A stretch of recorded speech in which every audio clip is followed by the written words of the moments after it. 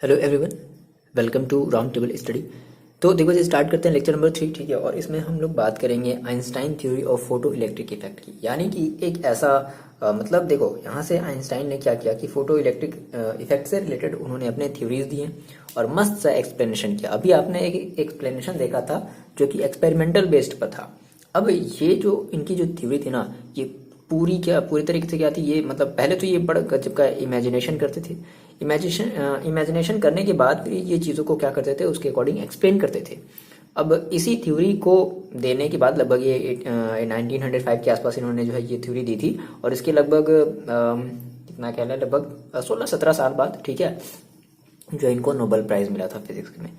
तो समझते हैं इस चीज़ को कि आखिर ये एग्जैक्टली है क्या, इन्होंने आखिर ऐसा क्या बता दिया। ठीक है, देखो बहुत ही सिंपल था। इन्होंने इक्वेशन दिया आइंस्टाइन, मतलब ये फोटो इलेक्ट्रिक इफेक्ट का इक्वेशन दिया। हाँ, वो अलग बात है, आप लोग वो इक्वेशन जानते होगे, is equal to M C square. But इन्होंने फोटो इलेक्ट्रिक इफेक्ट का भी इक्वेशन दिया और जिसकी बेसिस पे सारी की सारी चीज़ें जो है बहुत ईजिली तरीके से क्या हो गई, एक्सप्लेन हो गई। अब इस थ्योरी को देखो, एक्सप्लेन करने के लिए क्या किया इन्होंने जो है, अ, एक साइंटिस्ट है मैक्स प्लैंक। ठीक है, ये मैक्स प्लैंक इनका नाम था। तो इन्होंने एक जो है क्वांटम जैसे फोटोन थ्योरी दी थी, है ना, क्वांटम थ्योरी थी। क्वांटम थ्योरी मतलब फोटोन फोटोन थ्योरी क्या थी, तो देखो, तो आइंस्टाइन ने क्या किया कि इस थ्योरी का थोड़ा सा उन्होंने यूज किया, मतलब फोटोन फोटोन थ्योरी का यूज किया। मतलब आइंस्टाइन का जो एक्सप्लेनेशन होगा ना फोटो इलेक्ट्रिक इफेक्ट का, वो बेस्ड होगा फोटोन के बेसिस पर। तो हम ये कह सकते हैं कि भाई explanation of photo electric emission from Planck's quantum theory, जिसको हम आइंस्टाइन थ्योरी के नाम से जानते हैं। ठीक है, तो सबसे पहले हम ये समझ लेते हैं सर, ये आखिर जो मैक्स प्लैंक थे उन्होंने, मैंने आपको ये पिछले मैंने शायद मैंने आपको बताया भी है। चलो ठीक है, फिलहाल देखो समझो, यहाँ से सारी चीज़ें समझने वाली नोट्स आपको जो है डिस्क्रिप्शन बॉक्स में मिल जाएंगे, वहाँ से आप डाउनलोड कर सकते हो। बट पहले चीज़ों को आप समझो। देखो, तो सबसे पहले हम ये समझते हैं कि सर आखिर ये जो मैक्स प्लैंक ने जो थ्योरी दी, जिसको हम क्वांटम थ्योरी कह रहे हैं, जिसको हम फोटोन थ्योरी कह रहे हैं, तो अब ये क्या था क्या ये चीज़। देखो, मैक्स प्लैंक ने कहा कि भाई देखो, लाइट हमारी जो ट्रैवल कर रही है ना, वो कैसे ट्रैवल कर रही है, स्मॉल बंडल के फॉर्म में जो है वो ट्रैवल कर रही है। मतलब बहुत ही छोटे छोटे छोटे मतलब बंडल्स के फॉर्म में ट्रैवल कर रही है। अब वो जो बंडल्स होती हैं वो एनर्जी से भरी हुई होती हैं। ठीक है, और उन्हीं को हम कहते हैं फोटॉन्स। समझ रहे हो। अच्छा, अब ये फोटॉन जिस भी सरफेस पर फॉल होती हैं, वहां पे वो अपनी सारी की सारी एनर्जी क्या करती हैं, रिलीज होती है। मतलब ऐसे कह लो कि हमने कहा कि सर बंडल्स के फॉर्म में है और उसमें एनर्जी होती है, और उसकी एनर्जी होती कितनी है, एच न्यू। फोटोन फोटोन की एनर्जी कितनी होती है, एच न्यू। ये किसने बोला, एन न्यू, मतलब आप समझ रहे हो ना, फ्रीक्वेंसी। एच मतलब ये जिसको हम प्लैंक कांस्टेंट कहते थे। ठीक है, इसके रिलेटेड जब हम लोग न्यूमेरिकल्स देखेंगे तो इसमें सारी की सारी चीज़ें हमें, मतलब इससे रिलेटेड न्यूमेरिकल्स भी हैं, इंपॉर्टेंट है, बढ़िया सा न्यूमेरिकल्स है। ठीक है, हो सके तो इस वीडियो के लास्ट में एक्सप्लेन करेंगे न्यूमेरिकल्स को भी। देखो, ये चैप्टर बहुत ही छोटा है, तो मेरे ख्याल से मेरे ख्याल से शायद एक लेक्चर और बनेंगे। ठीक है, और उसके बाद ये जो आपका चैप्टर हो जाएगा फिनिश। अगर कुछ चीज़ें छूटती हैं तो आप मेरे को कमेंट करके बताओगे। तो पहले आपको ये समझ में आया कि जो प्लैंक क्वांटम थ्योरी है, यानी कि जो फोटोन थ्योरी है, वो समझ में आया। वो क्या चीज़ है कि भाई प्लैंक ने कहा कि लाइट ट्रैवल कर रही है in the form of small bundles के फॉर्म में वो ट्रैवल कर रही है, जिसको हम पैकेट्स ऑफ एनर्जी के नाम से भी जानते हैं।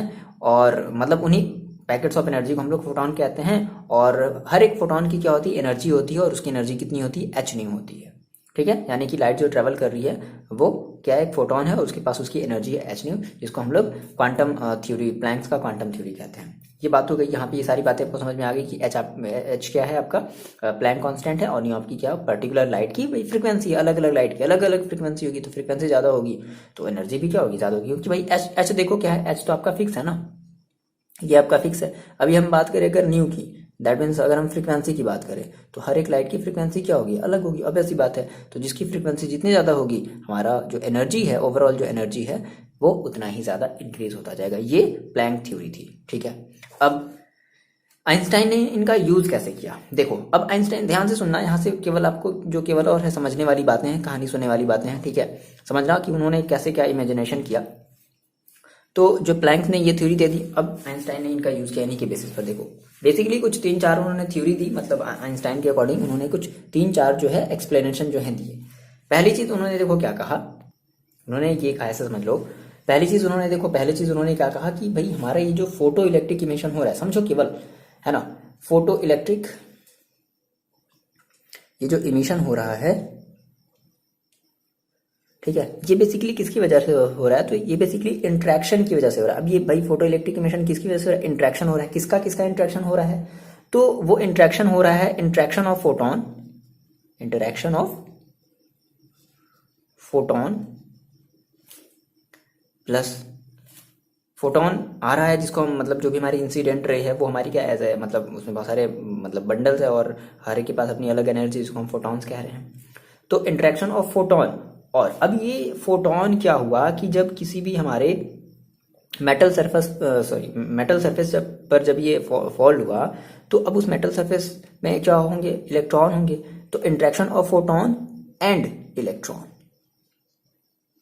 यानी कि ये जो फोटो इलेक्ट्रिक इमिशन है वो बेसिकली क्या है, एक रिजल्ट है। किसका रिजल्ट है, तो इंट्रैक्शन हो रहा है। किसका किसका इंट्रैक्शन हो रहा है, फोटोन का और पर्टिकुलर एक इलेक्ट्रॉन। अच्छा, यहाँ पे एक बात समझनी है कि एक फोटोन का एक ही इलेक्ट्रॉन के साथ क्या हो रहा है, इंट्रैक्शन हो रहा है। मतलब कि एक फोटोन, अभी हम इसको आगे समझेंगे, एक फोटोन और एक इलेक्ट्रॉन आपस में जब इंट्रैक्ट कर रहे हैं, तो वहां से हमारा फोटो इलेक्ट्रिक इमिशन ये चीज क्रिएट हो रहा है। पहली बात आपको ये समझ में आई।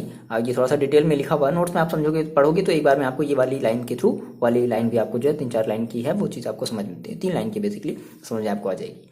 समझ रहे हो ये बात। तो पहली चीज़ आपको ये समझनी थी, आइंस्टाइन ने ये समझा कि भाई आखिर ये हो क्यों रहा है। तो उन्होंने कहा ठीक है भाई, हमारे ये बेसिकली इस वजह से हो रहा है क्योंकि वहां पर एक इंट्रैक्शन हो रहा है। किसका किसका इंट्रैक्शन हो रहा है सर, फोटॉन्स का इंट्रैक्शन हो रहा है और इलेक्ट्रॉन्स का। मेटल्स में हमारे जो भी इलेक्ट्रॉन्स जो बाउंडेड है, लूजली बाउंडेड है, उनके बीच इंट्रैक्शन हो रहा है, तो जिसके थ्रू हमारा फोटो इलेक्ट्रिक इमिशन हमें देखने को मिला। पहली चीज देखो। दूसरी चीज जो हम समझते हैं, दूसरी चीज उन्होंने हेल्प लिया वर्क फंक्शन का। क्या कहा सर, वर्क फंक्शन आपको पता है, आपने ये चीज पहले ही पढ़ी है। देखो वर्क फंक्शन बेसिकली क्या होता है कि मिनिमम एनर्जी,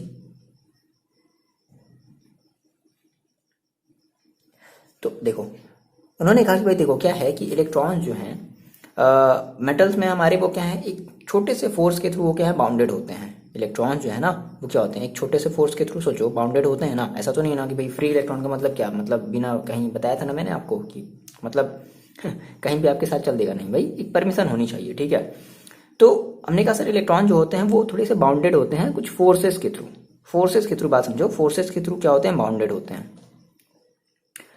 अब इन फोर्सेस को रिलीज, मतलब इन फोर्सेस को हटाने के लिए जितनी भी मिनिमम एनर्जी होती है, मतलब जितनी भी मिनिमम एनर्जी की रिक्वायरमेंट होती है, उसी को हम लोग क्या कहते हैं, वर्क फंक्शन कहते हैं।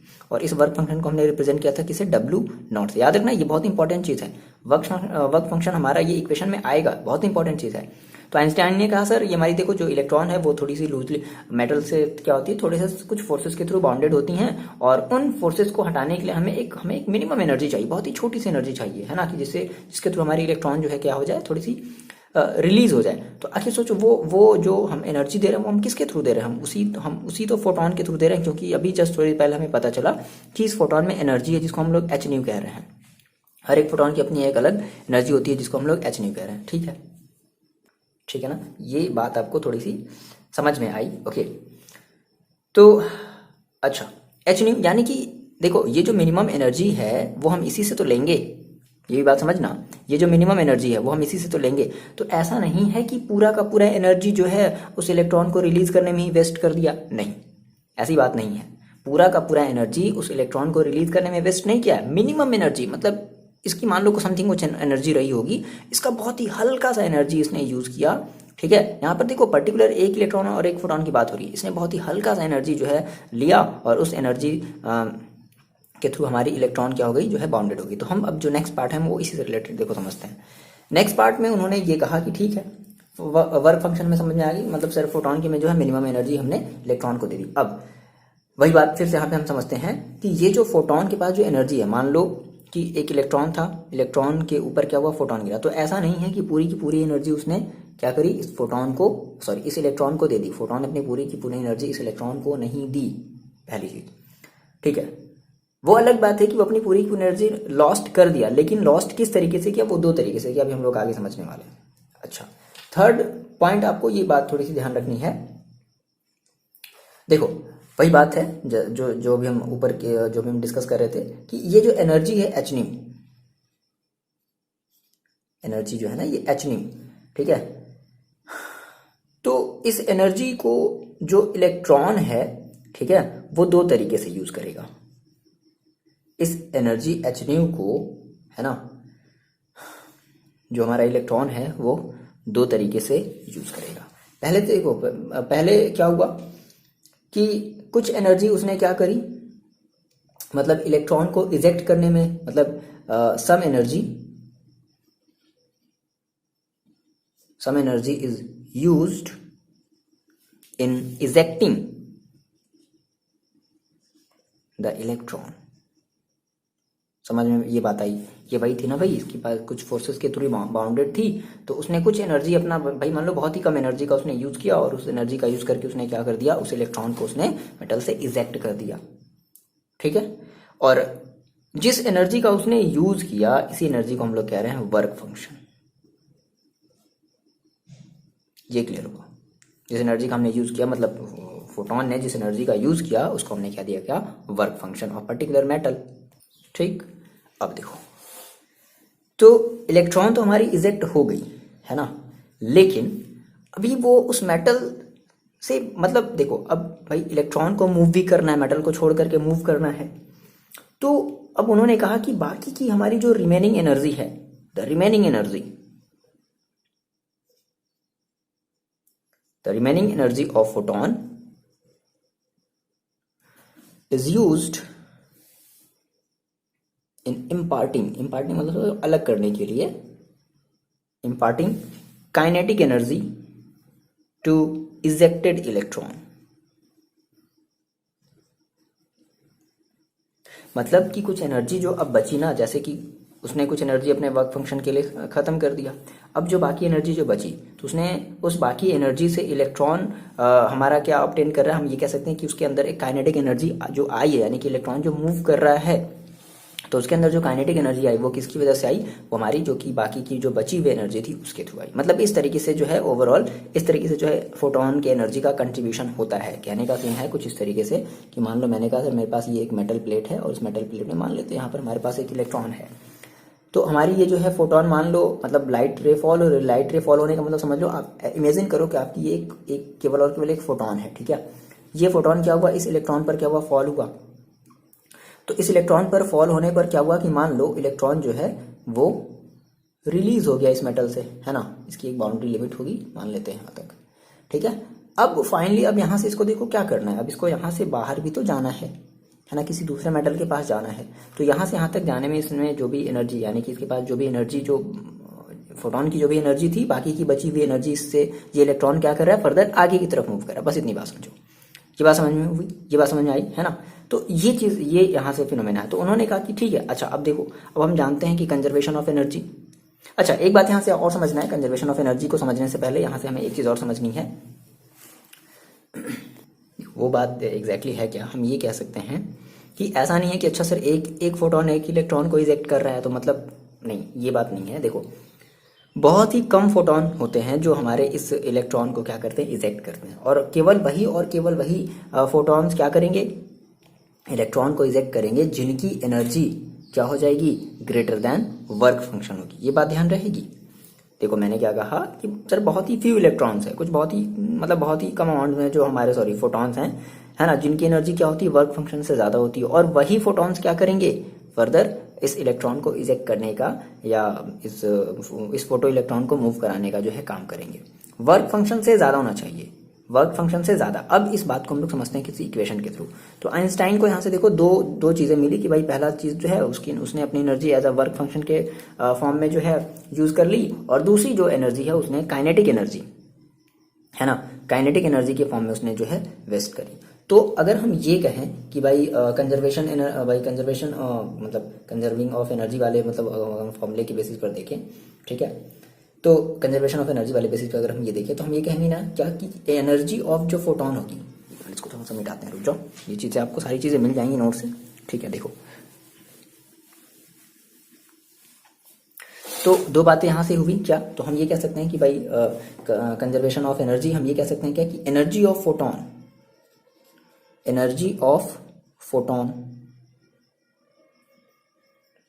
जिसको हम क्या कह रहे हैं, एच न्यू। तो ये जो एच न्यू होगा वो देखो किसके इक्वल होगा, पहली चीज वर्क फंक्शन, थोड़ी सी उसने एनर्जी किसमें खर्च करी है, वर्क फंक्शन के फॉर्म में खर्च करी है, और प्लस काइनेटिक एनर्जी, और maximum kinetic energy, maximum kinetic energy of kinetic energy किसकी, तो वहाँ से जो इलेक्ट्रॉन निकला तो उसको हमने कहा फोटो इलेक्ट्रॉन। ठीक, सो हम ये कह सकते हैं क्या कि H nu is equal to work function को हम लोग रिप्रेजेंट कर रहे हैं डब्ल्यू नॉट से, और काइनेटिक एनर्जी को हम लोग क्या बोलते हैं, half M V square max. अब देखो क्या करो, अच्छा इसको हम के भी लिख सकते हैं, के मैक्स भी लिख सकते हैं। के मैक्स का मतलब आप लोग समझ जाना है, या के ई मैक्स जो भी आप कह लो, इसका मतलब है काइनेटिक एनर्जी। सो देखो कितना हो जाएगा, H nu is equal to W not plus K max. ठीक है, सो यहाँ से आप के मैक्स को यहीं छोड़ दो, बात समझो, के मैक्स को आपने यहीं पर छोड़ दिया और डब्ल्यू को आपने इधर भेज दिया, तो के मैक्स इज इक्वल टू देखो कितना हो जाएगा, H nu minus W not. ये जो है पहला जो है आइंस्टाइन ने इक्वेशन दिया। दो इक्वेशन बेसिकली इससे रिलेटेड उन्होंने दिए, तब जाकर के उनको नोबेल प्राइज मिला। अच्छा मतलब सर एक में नहीं मिल पाता, देखो ये सब पार्ट है। ओके, समझ पा रहे हो ना आप, ठीक है।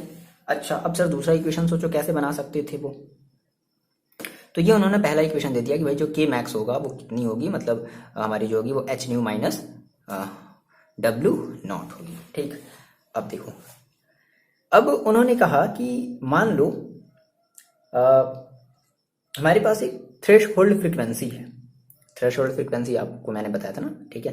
थ्रेशहोल्ड फ्रीक्वेंसी है, तो अगर फ्रीक्वेंसी अगर थ्रेशहोल्ड है तो हम ये कहें, हम ये बेसिकली ये बोल सकते हैं, देखो इसे कुछ हम लोग ऐसे समझते हैं। मान लो मैंने कहा कि यहाँ पे हमारी जो भी इंसिडेंट जो भी हमारी फोटोन है ना, फोटोन है, इंसिडेंट फोटोन जो है उसकी फ्रीक्वेंसी जो है वो न्यू नॉट है। न्यू नॉट मतलब समझ रहे हो ना, थ्रेशहोल्ड फ्रीक्वेंसी।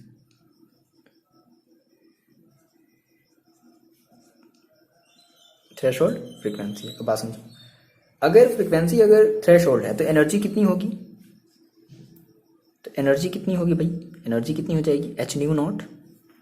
अच्छा अब अगर एनर्जी अगर एच न्यू नॉट है, ठीक है, तो अच्छा थ्रेशहोल्ड फ्रीक्वेंसी, अच्छा इसका कहने का सीन क्या है कि अब केवल इलेक्ट्रॉन हमारा इजेक्ट तो हो जाएगा, बात समझना, इस एच न्यू नॉट एनर्जी से। थ्रेशहोल्ड अगर फ्रीक्वेंसी है तो इस एच न्यू नॉट एनर्जी से हमारी इलेक्ट्रॉन केवल और केवल क्या हो जाएगी, इजेक्ट हो जाएगी, लेकिन उसको कोई भी काइनेटिक एनर्जी नहीं मिलेगा। क्यों, क्योंकि भाई वही उसकी एनर्जी थी और वही जो है वही एनर्जी जो है उसने लेकर के इलेक्ट्रॉन को क्या कर दिया, इजेक्ट कर दिया। यानी कि पूरा का पूरा जो मतलब थ्रेशहोल्ड फ्रीक्वेंसी, इस एनर्जी से उसने जो भी इलेक्ट्रॉन को जो भी उसने एनर्जी दी वो पूरी की एनर्जी खत्म हो गई।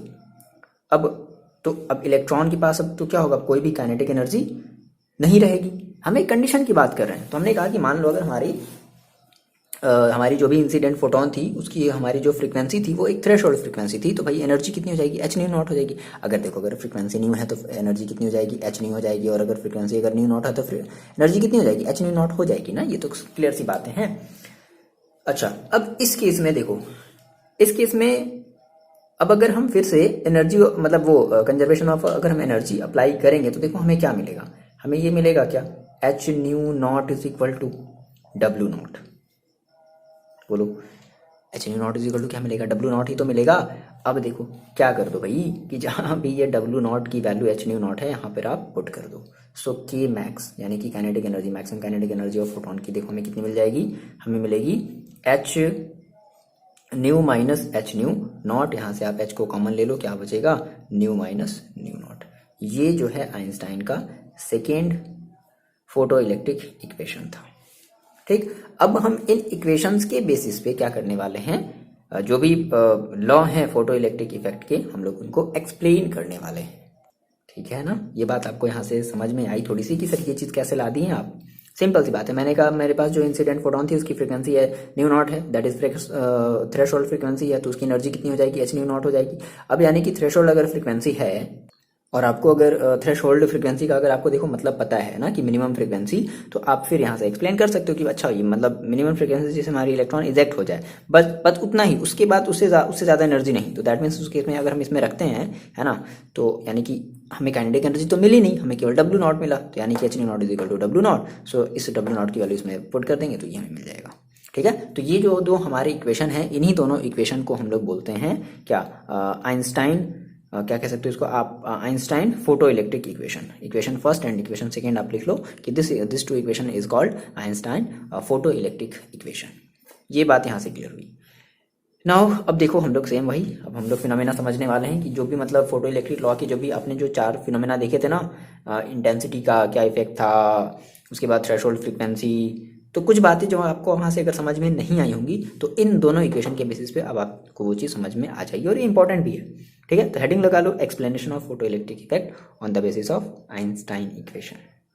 चलो समझते हैं इस चीज़ को, बहुत ईजी है। देखो हेडिंग लगा लिया explanation of photo electric law on the basis of Einstein equation. तो भाई हमें जो है दो लॉ मिल गए, है ना, मतलब हमें दो इक्वेशन, दो लॉ नहीं, हमें 2 इक्वेशन मिल गए। पहला इक्वेशन देखो क्या था कि हमें भाई काइनेटिक मतलब maximum kinetic energy is equal to, हमने कहा कि H nu minus W not, यानी कि वर्क फंक्शन। ये हमारा पहला इक्वेशन मिला। और दूसरा इक्वेशन हमें क्या मिला, के मैक्स इज इक्वल टू, यहाँ से हमने एच को कॉमन ले लिया था तो क्या बचा था, न्यू माइनस न्यू नॉट।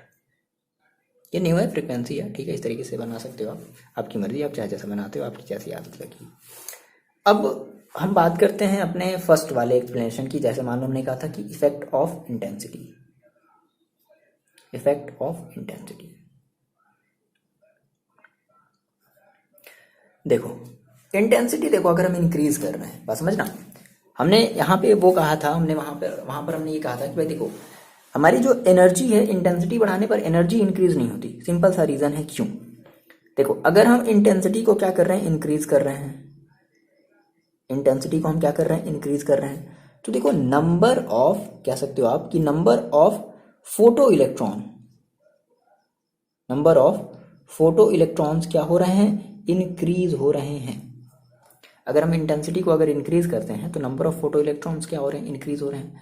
अब नंबर ऑफ फोटो इलेक्ट्रॉन्स तो इंक्रीज हो रहे हैं ना, और आपको पता है कि each photo electron,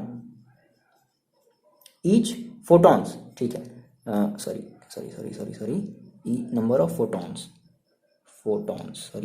number of photons क्या हो रहे हैं आपके, इंक्रीज हो रहे हैं। और आपको पता है कि ईच फोटॉन हैव, कितना होता है भाई उसके पास, देखो कितनी एनर्जी होती है, एच न्यू एनर्जी होती है।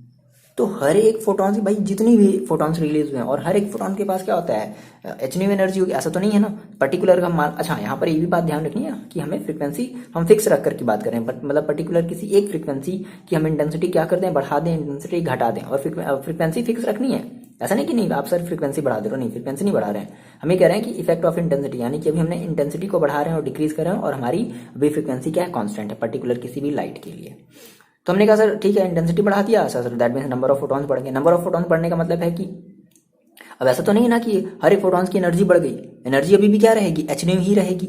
तो ये बता दो कि मेरे को इस इक्वेशन में आपको कहीं भी नंबर ऑफ इलेक्ट्रॉन जो है, नंबर ऑफ ये काइनेटिक एनर्जी का जो भी हमारी मैक्सिमम एनर्जी है, एनर्जी जो भी है, तो इसका कहीं नंबर ऑफ इलेक्ट्रॉन से कोई लेना देना है, सॉरी नंबर ऑफ फोटॉन से कहीं भी लेना देना है नहीं। आ रही बात में, तो ये पहला आपका जो एक्सप्लेनेशन क्लियर हुआ। देखो ये ऐसे ही है, अभी आप कहोगे सर अरे सर ये कैसे हो गया, सिंपल सी बात है, मैंने कहा इंटेंसिटी आपने बढ़ाई लाइट की, फ्रीक्वेंसी को फिक्स रख करके, नंबर ऑफ फोटॉन्स बढ़े। अब अगर नंबर ऑफ फोटॉन्स बढ़ रहे हैं तो एनर्जी तो नहीं बढ़ रही है ना, हर एक फोटॉन्स की एनर्जी उतनी ही है ना, और हर एक फोटॉन्स एक इलेक्ट्रॉन से ही तो क्या कर रहा है, इंटरेक्ट कर रहा है ना, तो वो अभी भी अपनी एनर्जी क्या करेगा, उतनी ही तो देगा। समझ गए, नहीं समझे, ठीक, हाँ सर क्या बता दें, समझो भाई इस बात को, बहुत ज़्यादा प्रॉब्लम तो नहीं है ना। पहली चीज़ आपको ये समझनी थी, मैंने आपको बताया था कि एक फोटॉन एक ही इलेक्ट्रॉन से क्या करेगा, इंटरेक्ट करेगा। ऐसा नहीं कि बहुत सारे फोटॉन जो है जाओ भागो भागो भागो, नहीं, एक फोटॉन एक इलेक्ट्रॉन का इंटरेक्शन होगा। फर्स्ट थ्योरी देखो ना आइंस्टाइन की, है ना, अगर आप PDF जो है डाउनलोड कर चुके हो तो देख लो ना फर्स्ट वहाँ से थ्योरी। ये बात आप समझ पा रहे हो, बोलो क्लियर है, आगे बढ़ी जाए। तो इंटेंसिटी बढ़ाने पर नंबर ऑफ फोटॉन्स बढ़ रहे हैं भाई, एनर्जी नहीं बढ़ रहा है, और अभी भी जो है आपका एक फोटॉन जो है एक इलेक्ट्रॉन से ही क्या करेगा, इंटरेक्ट करेगा। तो अपनी सेम उसी एच न्यू वाली फ्रीक्वेंसी से तो एच न्यू वाली एनर्जी से तो क्या करेगा, वो इंटरेक्ट करेगा। ये बात क्लियर हुई। तो इक्वेशन में कहीं भी नंबर ऑफ फोटॉन्स नहीं है, तो इसलिए हमारी एनर्जी अभी भी क्या रहेगी, सेम रहेगी। ये बात क्लियर हुई। दूसरी देखो हम लोग बात करते थे क्या, मान लो हम दूसरा ले लेते हैं क्या, क्या ले लिया जाए, चलो इफेक्ट ऑफ फ्रीक्वेंसी देख लेते हैं। इफेक्ट ऑफ फ्रीक्वेंसी, हाँ सर, अब सर यहाँ से समझ में आ गया मेरे को। सर जैसे आपने बताया इफेक्ट ऑफ फ्रीक्वेंसी, मेरे को समझ में आ गया। क्यों समझ में आ गया? सिंपल सी बात है।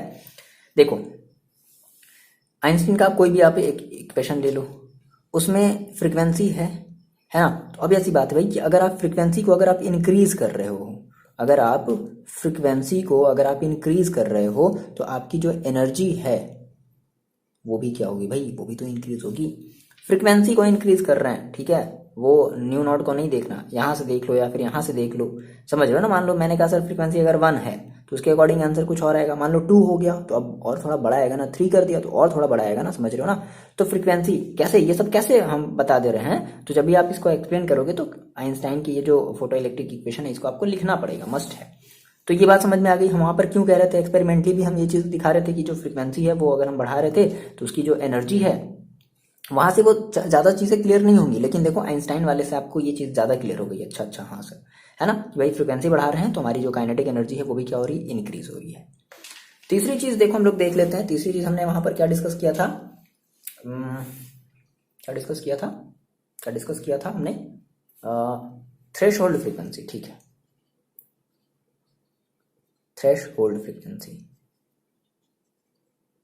तो थ्रेशोल्ड फ्रीक्वेंसी का पहले आप तो जो है वो मतलब पता होना चाहिए। दैट मीन्स वो मिनिमम फ्रीक्वेंसी जिससे हमारी इलेक्ट्रॉन क्या हो जाए, इजेक्ट हो जाए। उस मिनिमम फ्रीक्वेंसी के नीचे अगर उस मतलब इस थ्रेशोल्ड फ्रीक्वेंसी के अगर नीचे अगर कोई भी एनर्जी है तो वहाँ से हमारी इलेक्ट्रॉन रिलीज नहीं हो पाएगी। ये बात क्लियर थी, है ना। ये चीज़ हम लोग वहाँ पे डिस्कस किए थे कौन से, इसके पिछले वाले जस्ट लेक्चर में।